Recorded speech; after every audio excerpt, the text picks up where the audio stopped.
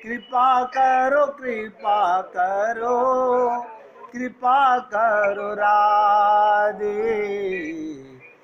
कृपा करो कृपा करो कृपा करो राधे, कृपा करो कृपा करो कृपा करो राधे, कृपा का ही धन तोरा, कृपा का ही धन तोरा, कृपा करो राधे, कृपा करो कृपा करो कृपा करो राधे, कृपा करो कृपा करो कृपा करो राधे। ध्यान से सुनिएगा। अंदर राधा रानी तुम्हारे हृदय में बैठकर तुम्हें सत्संग सुनवाने की प्रेरणा देती हैं। ये रास भगवान श्री कृष्ण की देन नहीं है, ये राधा रानी की देन है। वही रसो वही सा है, वही आनंद घन है। उसी के आनंद से, प्रेमा शक्ति से भगवान उसी की कृपा से आनंद पीकर हम पर पिलाते हैं, लेकिन हम लोग नहीं समझ पाते। तो परमात्मा में अपनापन याद रखना। जिस दिन आपका हरि गुरु में अपनापन हो गया, उसके बाद या तो सब में अपनापन होगा, नोट कर लो, फिर कोई पराया नहीं रहेगा, फिर कोई राग द्वेष नहीं रहेगा, कोई और कारण नहीं हो सकता, कोई अपना परिवार नहीं। सारी सृष्टि भगवान की है, सारे बच्चे भगवान के हैं, सारे रिश्ते नाते भगवान के हैं। फिर राम की आंख देखो, ध्यान से सुनिएगा। जिसने अपना अंतःकरण शुद्ध कर लिया, भगवान से प्रेम कर लिया, उसकी आंख दिव्य हो गई, उसके कान दिव्य हो गए, उसकी इंद्रियां दिव्य हो गईं, उसका मन दिव्य हो गया। ये कब होगा? जब अंतःकरण शुद्ध होगा। अंतःकरण कब शुद्ध होगा? जब ना काहूं सो दोस्ती, ना काहूं सो बैर। कबीरा खड़ा बाजार में, मांगे सबकी खैर, ना काहूं सो दोस्ती, ना काहूं सो बैर। हम आप लोगों से बार बार कहते हैं, रोज सत्संग सुनते हो, लेकिन कभी चिंतन करते हो? ये देखिए कितनी विचित्र चीज है। मैं देखता हूं सारे लोग इतने व्यस्त हैं काम में, हमें फुर्सत ही नहीं मिलती। और कहते क्या है, हमारा टाइम पास नहीं हो रहा। यानी एक तरफ कहते हैं टाइम पास नहीं हो रहा, और एक तरफ कहते हैं हमारे पास समय नहीं है। क्या कारण है? क्योंकि जो काम आप इंद्रियों से कर रहे हो तो भगवान का काम है, वो तो आपका जीवन मिला ही कर्म करने के लिए। कर्म करते हुए चिंतन ही तो करना है, लेकिन हम वो नहीं करते। हम शरीर को मैं मानते हैं, परिवार को मेरा मानते हैं, और भगवान को धोखा देते हैं। तो यही तो करते करते युग बीत गया हमारा। देखिएगा चिंतन कैसे करते हैं हम लोग। एक बहुत धनवान व्यक्ति था, बड़ा विलासी था, भोग विलास में लिप्त था। हर समय उनके मन में भोग विलास, बस दो ही चीजें, सुरा और सुंदरी के विचार छाए रहते थे मन में। वो खुद भी इन विचारों में त्रस्त था, पर आदत से लाचार वो विचारा उसे छोड़ भी नहीं रहे। एक दिन अचानक, ध्यान दीजिएगा, जो भोग विलास में लिप्त था, एक दिन अचानक किसी संत से उसका संपर्क हो गया। वो संत से उक्त अशुभ विचारों से मुक्ति दिलाने की प्रार्थना करने लगा। संत से कहने लगा, मुझे इन विचारों से मुक्ति दिलाओ। देखो, मन में ये बात आई, ये भोग विलास मुझे नीचे गिरा रहे हैं। मुक्ति दिलाने की प्रार्थना करने लगा। संत ने कहा, अच्छा अपना हाथ दिखाओ। हाथ देकर संत भी चिंता में पड़ गए। संत बोले, बुरे विचारों से मैं तुम्हारा पिंड तो छुड़ा देता हूं। बुरे विचारों से मैं तुम्हारा पिंड तो छुड़ा देता हूं, पर तुम्हारे पास समय बहुत ही कम है। देखिएगा संत महात्मा कैसी कैसी कसौटी देते हैं। बोले, तुम्हारे पास समय बहुत कम है। आज से ठीक 1 मास के बाद तुम्हारी मृत्यु निश्चित हो जाएगी। इतने कम समय में ये गंदे विचारों से निजात कैसे दिला सकता हूं? और फिर तुम्हें भी तो तुम्हारी तैयारी करनी होगी। वो व्यक्ति चिंता में डूब गया। देखिएगा, अभी हम अच्छे खासे हैं, डॉक्टर के पास जाएं, हमारे टेस्टिंग हो और वो हमें कह दे तुम्हारे को कैंसर है। रिपोर्ट देखने से पहले आप चिंता में नहीं थे। रिपोर्ट सुनते ही, बताते ही डॉक्टर के कि कौन सी स्टेज का कैंसर है, हम ऐसी चिंता में निढाल हो जाते हैं जैसे मुर्दे के समान हो गए। ये नहीं सोचते कि मैं अपने को आत्मा मान चुका हूँ, मेरे गुरु ने मुझे मेरा परिचय करा दिया है। ये जो रिपोर्ट है ये तो शरीर की है, ये तो शरीर की रिपोर्ट है। ये कैंसर तो शरीर को हुआ है, लेकिन कोई नहीं सोचता, तुरंत दुखी हो जाता है। तो वो व्यक्ति भी संत महात्मा की बातों को सुनकर चिंता में डूब गया। अब क्या होगा? देखिए कमाल, अब क्या होगा? चलो समय रहते ये मालूम तो हो गया कि मेरे पास समय कम है। आप और हम लोग समय पास करने पर लगे हुए हैं और समय बहुत है, बहुत थोड़ा समय बचा है। वो घर और व्यवसाय को छोड़ नियोजित करने में लग गया। परलोक के लिए पुण्य अर्जन की योजना बनाने लगा। कदाचित परलोक हो तो पुण्य काम लगेगा। वो सभी से अच्छा व्यवहार करने लगा। देखो, 1 महीने की खबर सुनने से वो सबसे अच्छा व्यवहार करने लगा। जब 1 दिन शेष रहा तो उसने विचार किया, चलो एक बार संत के फिर दर्शन कराऊं। मन में आया, फिर एक बार संत के दर्शन कराऊं। संत ने देखते ही कहा, बड़े शांत नजर आ रहे हैं, जबकि मात्र 1 दिन शेष है। अच्छा बताओ, क्या इस अवधि में कोई सुरा सुंदरी की योजना बनी क्या?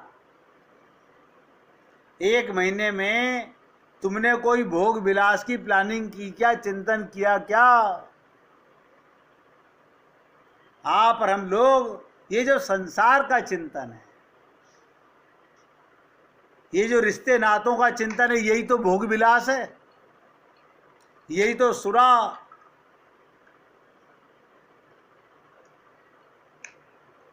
यही तो सुंदरी है, यही तो मन की दुष्टता है कि हम संसार का चिंतन करते रहते हैं।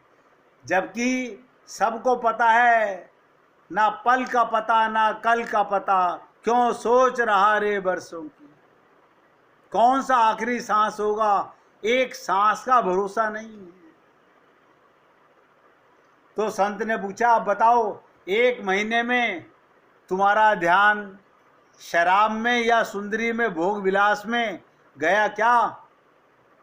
तो व्यक्ति का उत्तर था, महाराज, जब मृत्यु समक्ष हो तो विलास कैसा,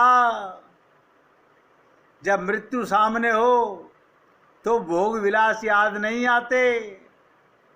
संत हंस दिए और कहा, बेटा अशुभ चिंतन से दूर रहने का मात्र एक यही उपाय है कि मृत्यु निश्चित है, ये चिंतन सदैव सन्मुख रखो। सदा ये मन में चिंतन रखो। कहते ना, दो बातन को भूल मत, जो चाहे कल्याण। नोट कर लीजिएगा, दो बातों को भूल मत, जो चाहे कल्याण। एक नारायण दूसरी मौत को। नारायण का चिंतन और मृत्यु का चिंतन, पता नहीं कौन सा सांस आखिरी सांस होगा। अगर ये हमें पता चल जाए कि मैं भी बरसों जीने वाला हूं, तो कोई मृत्यु का और भगवान का चिंतन नहीं करता। फिर वो भोग विलास का चिंतन करता है, फिर वो परिवार का चिंतन करता है, वो फिर मकान दुकान का चिंतन करता है। अगर आपको सबको ये बात देखनी चाहिए कि ये चोला बहुत अनमोल तो है, इसमें एक खूबी है और एक कमी भी है। ये मानव चोला सर्वश्रेष्ठ है। इस देह में हरी मिलत है, लेकिन कमी क्या है? क्षण भंगुर है। आपने देखा होगा, पैदा होते ही मरने की तैयारी। बच्चा इधर जन्म लेता है, मरा हुआ पैदा हो जाता है। डॉक्टर हैरान कि मां के गर्भ में तो जिंदा था, बाहर आते ही कैसे मर गया। किसी को नहीं पता, एक पल का हिसाब नहीं पता। इसलिए दो बातन को याद रख, जो चाहे कल्याण। एक नारायण और दूसरी मौत को। अगर कल्याण चाहते हैं तो सदा 24 घंटे अपने भगवान को और मृत्यु को सदा याद रखो, तो भगवान की कृपा अवश्य होगी। अंतःकरण शुद्ध करने का। आवाज कट रही है जी। आवाज कट रही है, पता नहीं क्या बीमारी है।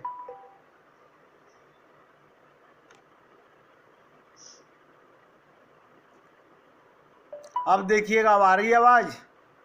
हाँ जी, आ रही है। आ रही है। देखिएगा, अंतःकरण शुद्ध कैसे होगा? अगर कोई व्यक्ति ये मान ले कि मुझे एक पल का भरोसा नहीं है, अगला सांस आएगा कि नहीं आएगा, तो इस आखिरी सांस में क्या करूं? अपने प्रभु का चिंतन करूं। अब हम हर सांस को आखिरी माने, यही तो कसौटी है। अब अंतःकरण अपने आप शुद्ध हो गया, करना नहीं पड़ा। क्योंकि चिंतन कौन कर रहा है? भगवान का चिंतन कौन करेगा? जो संसार का चिंतन कर रहा है।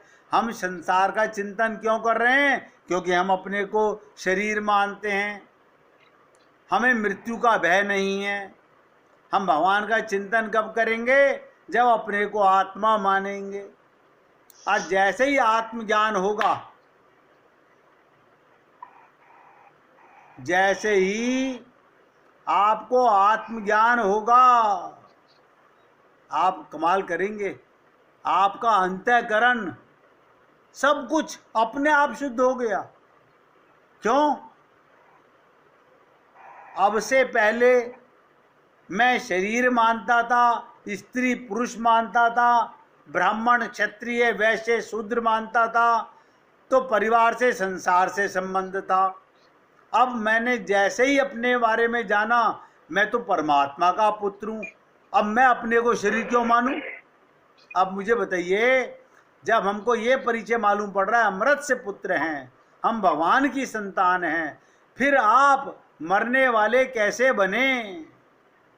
इसका मतलब हमारी कथनी और करनी में अंतर है। हम सुनते तो हैं लेकिन चिंतन नहीं करते। अगर चिंतन करें तो भगवान की कृपा 24 घंटे हो रही है।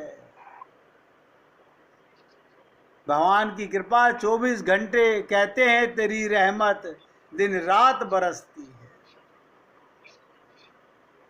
फिर हृदय गुहा से निकलना होगा। क्या मतलब, ध्यान दीजिएगा। हृदय के अंदर आत्मज्ञान होते ही इस हृदय में भगवान का साक्षात्कार होगा।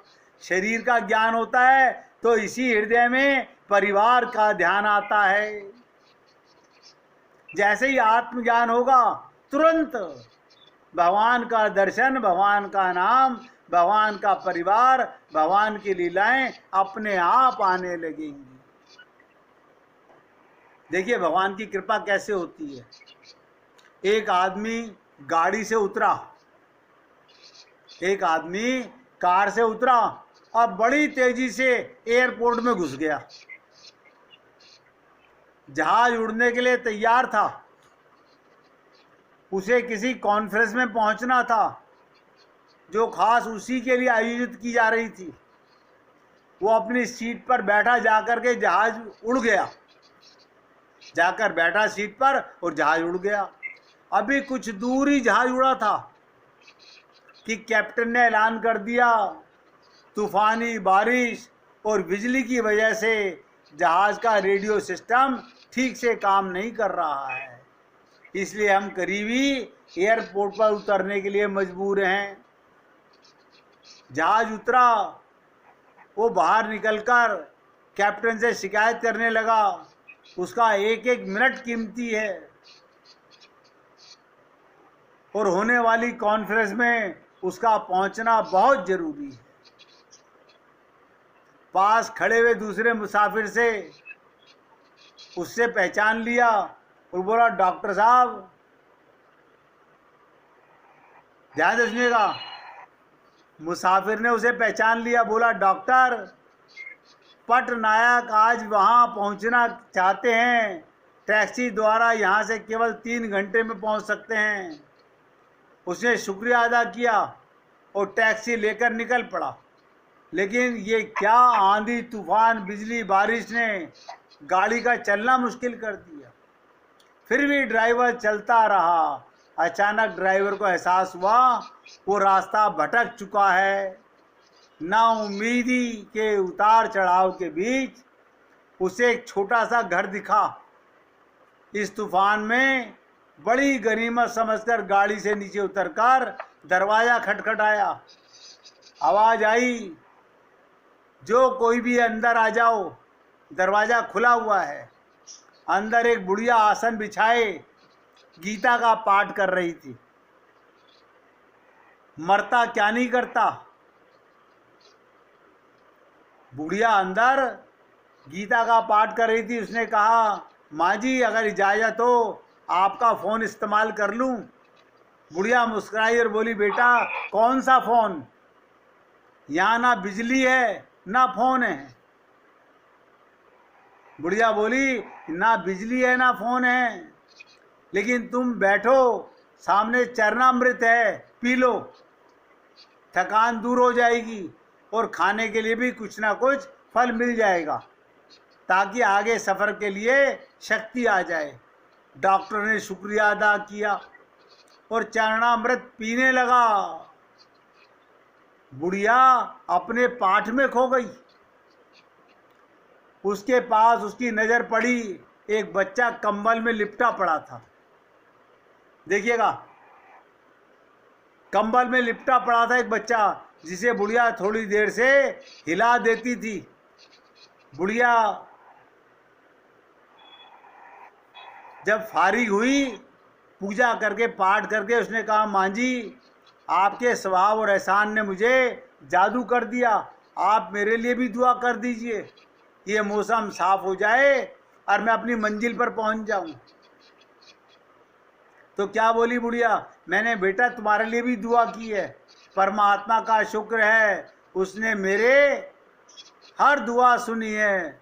बस एक दुआ और मैं उससे मांग रही हूँ, शायद जब वो चाहे तो कबूल कर ले। तो डॉक्टर ने पूछा, कौन सी दुआ? बुढ़िया बोली, ये 2 साल का बच्चा तुम्हारे सामने अधमरा पड़ा है, मेरा पोता है, ना इसकी माँ जिंदा, ना इसका बाप जिंदा।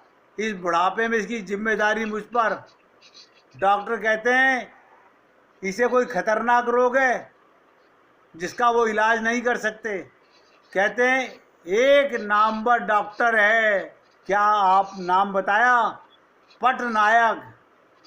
आप बताइएगा वो पटनायक अपने आप कहाँ पहुँच गया? जहाँ उसे ऑपरेशन करना था उस बच्चे का, उसने जाकर के सबसे पहले ऑपरेशन किया। ये भगवान जानता है कि हम कहाँ के लिए निकलते हैं और कहाँ पहुँच जाते हैं। होगा वही जो राम रचि राखा। इसलिए आप और हम लोग नहीं जानते कि किसके रहमो करम पर हमारा जीवन चल रहा है। हम ऐसे ही भ्रम पाले हुए हैं, ऐसे ही भ्रम पाले हुए हैं। ये भ्रम जब तक मिटेगा नहीं, हमारा कल्याण होगा नहीं। अगर वाकई में हम अपना कल्याण चाहते हैं तो हमें अपना कल्याण करने के लिए अपने को आत्मा और 24 घंटे अपने साथ रहने वाले परमात्मा को साथ महसूस करना पड़ेगा। अब कल आपके साथ इस टॉपिक को भी समाप्त करूंगा। उस परम प्रीतम परमात्मा को पाने के लिए भक्ति और शरणागति कैसे क्या करें, सबसे सरल मार्ग, जिसके लिए कोई नियम नहीं, कोई कायदे कानून नहीं, कोई पूजा नहीं, कोई पाठ नहीं, और नतीजा ठन ठन गोपाल, आनंद ही आनंद, उसकी चर्चा कल करेंगे। भाई जी प्यार